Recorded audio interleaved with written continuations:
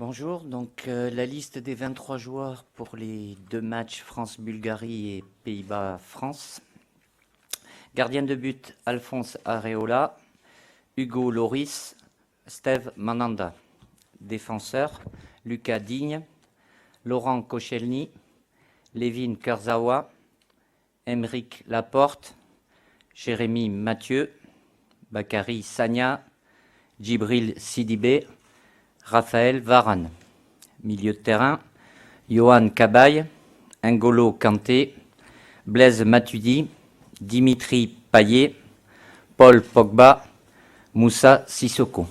Attaquant, Kingsley Coman, Nabil Fekir, Kevin Gamero, André-Pierre Gignac, Antoine Griezmann, Anthony Martial.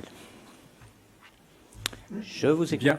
La première question sera pour Olivier Le Foll, iTélé. Bonjour Didier. Bonjour. Est-ce que faire appel à Aymeric Laporte maintenant en A a été un choix non pas par défaut mais pragmatique compte tenu des joueurs disponibles en défense centrale? Et est-ce que c'est pas un moyen aussi de mettre fin aux crispations qu'il y a pu avoir avec la possibilité qu'il joue un jour pour l'Espagne? Après, je choisis parmi les joueurs qui sont disponibles. Ça peut arriver à certains postes qu'il y ait des joueurs qui soient blessés, dont indisponibles, mais en aucun moment, je ne choisirai un joueur pour des motifs autres que ce qui concerne l'équipe de France. Je ne prends pas Aymeric Laporte avec nous aujourd'hui pour l'empêcher de choisir une autre équipe nationale. Je le prends là parce que c'est quelqu'un que l'on a suivi, que l'on suit, et voilà. Son heure est arrivée et il sera avec nous pour ce stage-là. Raphaël Raymond, l'équipe. Bonjour Didier. Bonjour. Giroud n'est pas dans ta liste. Oui. Benzema n'est pas sélectionnable, tu en as parlé le mois dernier. Qui va être numéro 1 devant? Gamero parce qu'il joue à Griezmann ou Gignac parce qu'il est un petit peu plus ancien dans le groupe?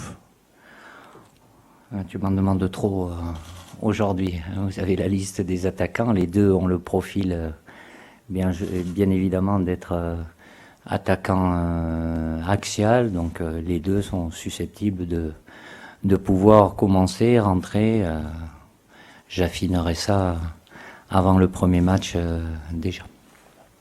Oui, au fond, si vous le manifestez-vous pour que l'hôtesse lui donne le micro. Merci. Bonjour Didier. Bonjour. Est-ce que le retour de Karim Benzema est conditionné à des excuses de sa part après ses propos sur la partie raciste de la France en marge de l'Euro?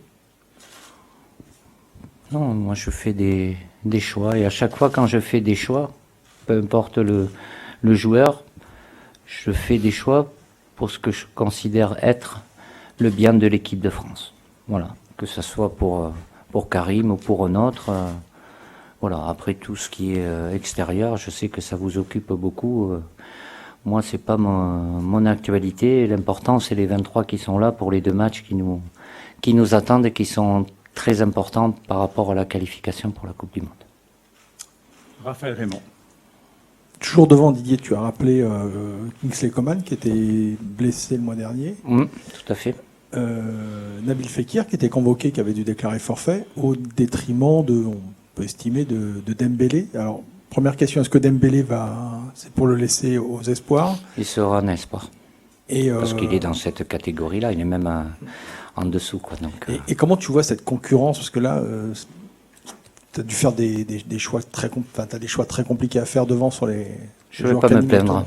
Ouais. Quand je dois choisir dans la qualité, c'est vrai que c'est des joueurs jeunes, que ça soit Kingsley, Anthony, Ousmane, bien évidemment aussi. Donc, c'était peut-être pas le cas il y a quelques mois ou quelques années en arrière. Donc, c'est tant mieux. Après, j'ai des choix à faire. Après, à eux aussi de confirmer avec le club. Il y en a ceux qui sont là pour Kingsley parce qu'il a une expérience aussi de vécu avec nous.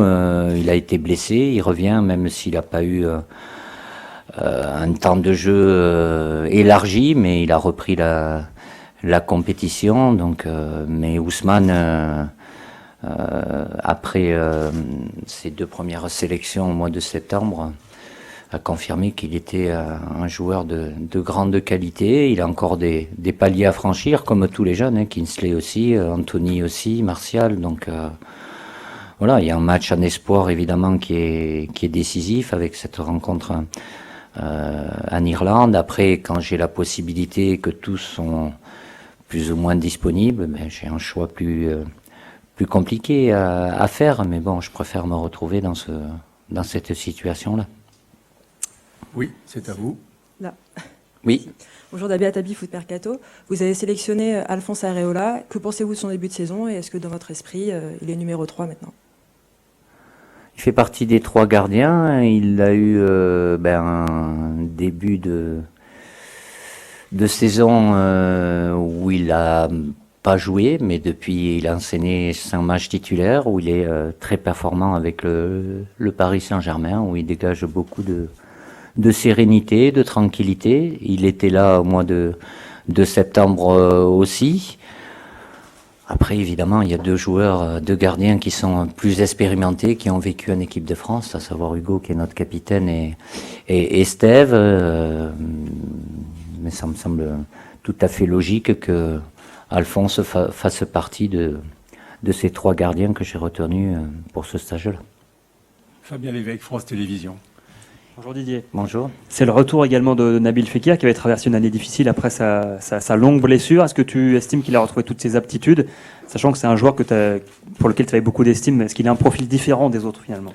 Oui, ça, il n'a pas changé le profil. C'est vrai qu'il a eu une blessure grave. Il a eu une petite intervention parce qu'il avait encore une gêne au genou au niveau du ménisque. Il n'est pas encore en pleine possession de ses moyens, puisque il aura besoin d'enchaîner les matchs, mais sur les 2 rencontres qu'il a fait, il a retrouvé beaucoup plus de tonicité, de puissance, de vitesse.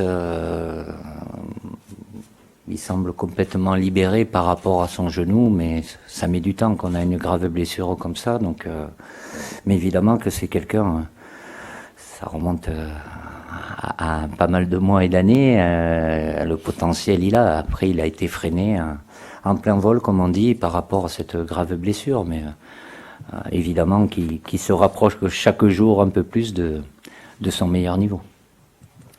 Christophe Bérard, Le Parisien. Bonjour Didier. Oui. Concernant Aymeric Laporte, qui semblait naviguer entre 2 possibles sélections, est-ce que tu as été amené à sonder son état d'esprit éventuel avant de le convoquer, à savoir est-ce qu'il serait d'accord pour venir? Est-ce que tu as pris des garanties? Non. Après, il semblait, si je fais attention, il paraîtrait conditionnel. Voilà, c'est un joueur qui a été sélectionné en équipe de France Espoir et qui aujourd'hui est sélectionnable, et je l'ai sélectionné. Après, je dirais libre à lui. Je n'imagine pas aujourd'hui qu'il puisse refuser cette sélection, mais il en a le droit, comme tout à chacun, même ceux qui n'ont pas la possibilité de choisir une autre équipe nationale. Ça peut arriver de nos jours. Pourquoi pas, mais enfin, je ne pense pas à cette éventualité-là aujourd'hui. Oui. Andrea Le Bourgeois de la chaîne L'Équipe. Oui. On a déjà parlé des absents. Très souvent, vous parlez beaucoup des Benzema. absents. Oui. L'attaque est-il l'un des secteurs qui vous préoccupe le plus et qui vous inquiète le plus? Pas du tout. Non, parce qu'il y a de la qualité.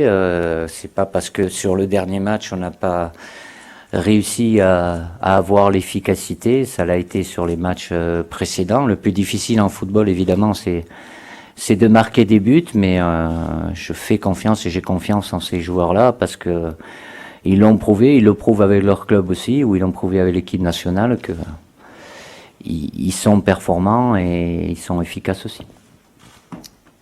Romain Delbel au Canal. Didier, je reviens juste à Aymeric Laporte. Est-ce que le fait de le convoquer est un signal assez fort qui lui est envoyé, ou est-ce qu'il va falloir sécuriser peut-être le coup, avec peut-être le faire entrer en jeu si les circonstances le permettent, pour définitivement clore le dossier? Je suis pas là pour sécuriser. Je vais pas prendre un joueur pour l'empêcher de. J'ai jamais fonctionné comme ça. Si j'ai besoin de le faire entrer, si j'estime qu'il doit jouer, il jouera. Mais s'il jouera, c'est parce que je pense que c'est bien pour l'équipe. j'ai jamais imaginé de faire un truc pour dire bloquer, sécuriser. Je suis pas là pour sécuriser. Après, les joueurs ont la liberté qu'ils ont, ils apprennent pas aujourd'hui. Rien ne me permet de penser que Aymeric Laporte ne veut pas de l'équipe de France.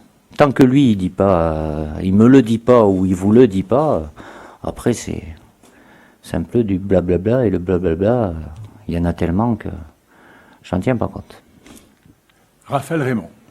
À l'Euro, tu avais trouvé une sorte d'équilibre devant, et même une grande efficacité avec Giroud, Griezmann et Payet. Est-ce que, bon, Giroud, je suppose qu'il est absent, et tu vas nous le confirmer parce qu'il est blessé à l'orteil. Il a un souci, oui. Mais est-ce que sa situation en club, où il joue très peu, t'inquiète? Et est-ce que la situation compliquée aussi de West Ham pour Dimitri Payet t'inquiète également? Non, je suis pas inquiet. Après,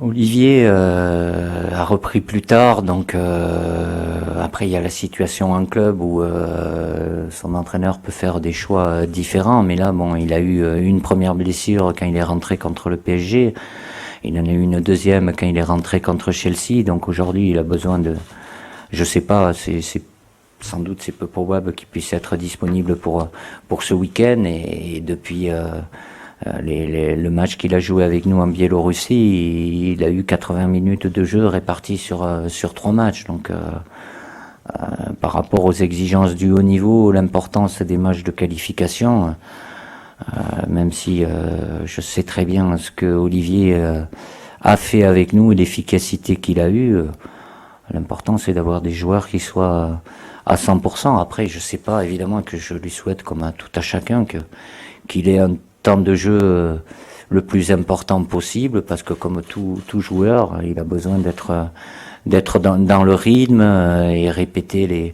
les efforts en match sur 90 minutes. Évidemment que c'est quelque chose d'important. Donc, je vais pas m'inquiéter aujourd'hui. Évidemment que je pense que lui aussi aspire à avoir plus de temps de jeu. Il y a eu ces dernières années des périodes où il en a eu moins, mais bon, il a toujours réussi à renverser la tendance aussi, donc je remets pas en cause ce que je pense d'Olivier, ce qu'il a été capable de faire et ce qu'il sera capable de faire avec nous. Oui. Bonjour Didier. Oui. Ici. Oui. Mardi en Ligue des Champions, Lyon était à Séville, un club où potentiellement il y a beaucoup de Français sélectionnables.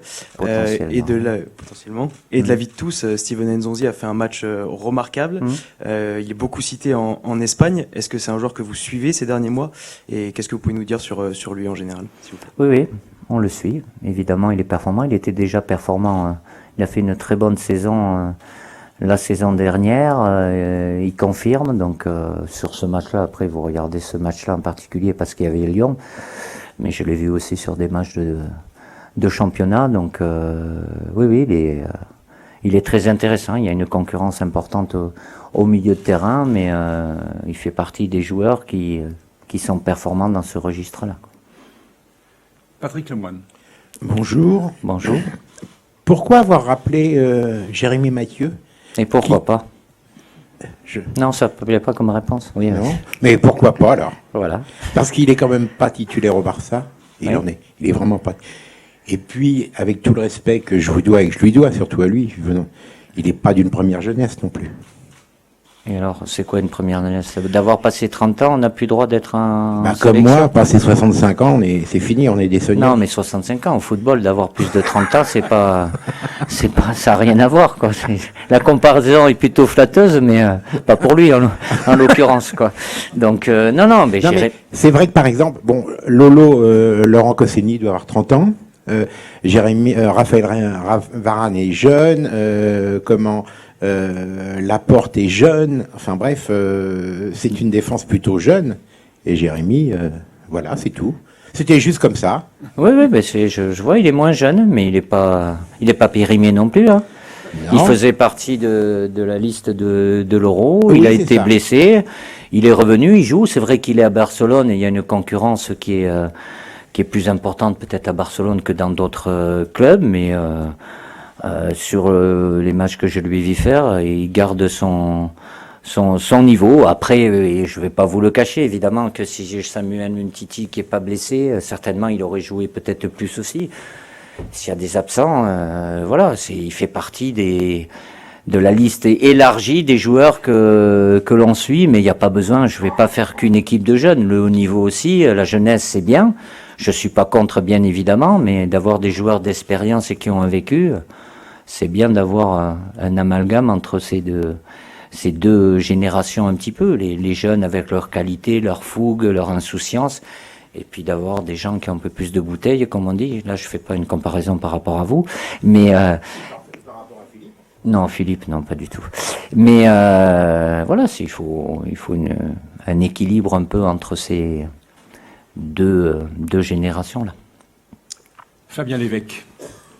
Didier, c'est la deuxième fois consécutive que tu appelles Kevin Gamero. Est-ce que le fait qu'il joue désormais à l'Atlético, soit associé régulièrement à Antoine Griezmann, c'est un atout, une complicité qui peut être transposable en équipe de France? C'est pas un élément négatif, bien au contraire, même si hier soir ils ont été associés, mais qu'en fin de match, oui, ça leur permet de peaufiner au quotidien la relation technique. Mais Kevin a fait une très très grande saison l'an dernier avec Séville. Là, il a une concurrence aussi à l'Atlético qui est plus importante, mais c'est plutôt une bonne chose qu'il puisse travailler les automatismes avec Antoine. Didier, oui. Le premier adversaire sera donc la Bulgarie. Oui, ici. merci. En 93, qu'est-ce qui reste finalement de ce match-là aujourd'hui? Rien. Si, le résultat est ce qui se passait. Vous le savez aussi bien que moi, mais c'était il y a 23 ans, donc il y a tellement de choses qui se sont passées depuis et bien plus agréables que... Voilà. Ça fait partie de l'histoire. Europe 1, Cyril de la Morinerie. Bonjour Didier. Bonjour. Un joueur qui est absent, Hatem Ben Arfa. Alors vous allez me dire, il ne joue pas beaucoup en ce moment, voire très peu avec le Paris Saint-Germain, ce qui semble donc logique. Mais que pensez-vous de cette situation, et notamment du management d'Emery, de le mettre de côté? Est-ce que c'est un joueur aussi qui pourrait revenir s'il joue en équipe de France? C'est bien gentil. Si je dois parler du management des entraîneurs de club, j'aime pas et j'espère et j'aspire à ce qu'ils ne s'immiscent pas dans ce que je peux faire moi, donc je ne vais pas aller commenter ce que peut faire Emery ou d'autres entraîneurs de club. Après, les joueurs, ils jouent pas, ou peu, ou pas du tout. Voilà, après, Hatem, vous savez, ses qualités, je les connais aussi. J'ai des choix à faire dans un secteur de jeu où il y a évidemment beaucoup de concurrence. Raphaël Raymond. Si j'ai bien compté, il y a 16 joueurs qui étaient à l'Euro sur les 23. Si tu prends sur les 23, ouais, 15 ou 16, ouais. 15 peut-être, mais bon. Après, il y en a qui étaient. On a connu des proportions plus élevées, ça veut dire. Ouais, mais il y a la préliste. Si tu en rajoutes la préliste, on arrive à 20, quoi. Avec les 30, quoi. D'accord, donc c'est lié aux circonstances. C'est lié aux blessures, ou ça veut dire que le groupe est. Non, après, si j'ai retenu des joueurs. Pour l'Euro, je verrai pas pourquoi 3 mois après, ces joueurs j'ai changé d'avis sur ce qu'ils ont fait ou ce que je pense d'eux. Après, il peut y avoir des joueurs qui puissent arrêter leur carrière ou pas, ou que je veuille incorporer des jeunes pour préparer l'avenir, mais je pense que vu le temps qu'on a et qui est extrêmement réduit, le temps qu'on passe sur le terrain pour préparer les matchs, tout ce qui peut être vécu ensemble, c'est quand même un acquis important par rapport à ce que je peux leur demander et ce que je leur demande sur le terrain. Après, c'est lié, oui, ça peut être la forme du moment, des joueurs qui sont en difficulté, qui sont blessés. Mais ça tourne sur un groupe quand même élargi d'une grosse trentaine de joueurs. Et après, s'il y en a un qui n'était pas, pour qui j'estime qu'il peut apporter un plus ou un registre différent, je le prendrai si j'estime que c'est bien pour l'équipe de France. Oui, Didier. Est-ce que vous suivez de près ou de loin le début de saison de Moussa Dembélé, qui a mis un doublé hier soir contre Manchester City? Oui, je le sais, mais il est dans la génération en dessous. Il sera peut-être sélectionné avec les espoirs aussi. Un parcours un peu atypique. Après, bon, Mais c'est un joueur qui a beaucoup de qualités. Mais il y en a beaucoup de joueurs. Hein. Certains, ils sont un peu perdus de vue parce qu'ils sont tout dépend dans les clubs où ils jouent. Évidemment, quand il y a des matchs de Champions League, ils sont plus mis en lumière. Mais il y a tellement de joueurs français qui partent tôt, qui ont des parcours un peu atypiques, que dans tous les championnats européens, il y a de bons joueurs. Mais là, on parle d'un jeune joueur qui est encore dans la génération Esport. Il n'y a pas d'autres questions pour Didier? C'est bon? On s'arrête là? Magnifique. Ok. Merci. À lundi. À lundi.